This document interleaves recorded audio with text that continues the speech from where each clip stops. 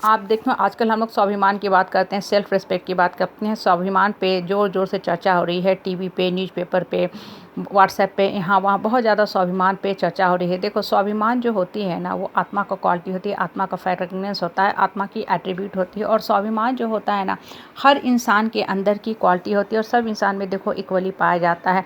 जब भी आप स्वाभिमान की बात करते हो ना, कभी भी इंसान के स्वाभिमान को पावर पोस्ट पोजीशन से मत तौला करो कि ये अमुक इंसान जो है ये बहुत ऊंचे पोस्ट पे बैठा हुआ है, इसके पास पावर पोस्ट पोजीशन है, पैसा है, तो सिर्फ और सिर्फ इसी को स्वाभिमान है, आत्म स्वाभिमान है।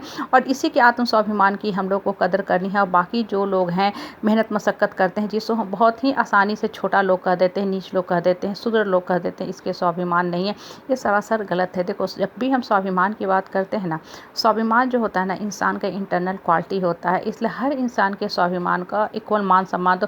जो चीज़ें आपको अच्छा लगता है वही चीज़ें आप दूसरे के साथ भी किया करो। आप अगर चाहते हो कि आपको कोई मान सम्मान दे, कदर दे, तो आप सामने वालों को भी उतना ही कदर करो इर्रिस्पेक्टिव ऑफ वो किस पोजीशन पे है, उसके पास क्या पैसा है, नहीं पैसा है।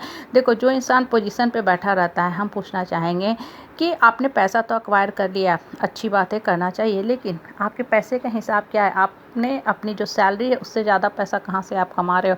आप अपने लिए महल बनाते हो, घर बनाते हो, बिल्डिंग बनाते हो, अपने बच्चों के लिए फ्लैट पे फ्लैट खरीदते हो। और एक इंसान जो मेहनत मशक्क़त करता है, चाहे वो काम वाली दीदी होती हैं, आंटी होती हैं, गार्ड वाले जो भैया होते हैं, और भी जो बहुत लोग होते हैं मेहनत मशक्क़त करके अपने लिए घर बनाते हैं, क्या उनके पास स्वाभिमान नहीं है?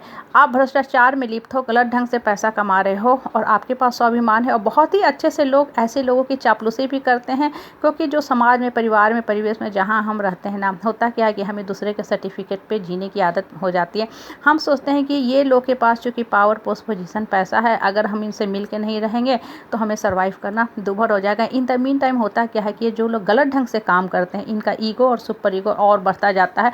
और ऐसे लोग ही हमेशा दूसरे के साथ ह्यूमिलिएशन की बात करते हैं, इंसल्ट करते हैं, ताना टोन व्यंग छीटाकशी का काम करते हैं। इससे देखो हमेशा सब इंसान के आत्म स्वाभिमान की रक्षा करो, स्वाभिमान की कदर किया करो, तभी एक हेल्दी समाज बन पाएगा। आज देखो हम डिजिटल युग में रहा कर रहे हैं, और आज आप जिस समाज में, परिवार में, परिवेश में रहते ना, वहाँ देखो कि आज भी औरत के साथ कितना बदसलूकी होता है। बहुत से ऐसे परिवार हैं जहाँ मैं सोसाइटी में रहती हूँ, जिस परिवार से मैं बिलोंग करती हूँ, आस पड़ोस में 2 साथी समाज में देखती हूँ, वहाँ आज भी औरतों के साथ इस कदर गलत व्यवहार किया जाता है, पशुवत ढंग से व्यवहार किया जाता है, इल ट्रीटमेंट, इल ह्यूमन व्यवहार किया जाता है कि कभी कभी सुन के भी, देख के भी हमें अपने आप से शर्म होने लगती है कि हम एक इतने प्रगतिशील समाज के आज पार्ट बन गए हैं। डिजिटल युग में बात कर रहे हैं, हम आकाश को छूने की बात कर रहे हैं, हम मार्स पर जाने की तैयारी कर रहे हैं, और हम क्या ऐसे ही समाज में रह रहे हैं जहाँ एक इंसान दूसरे इंसान को नीचा दिखाता है?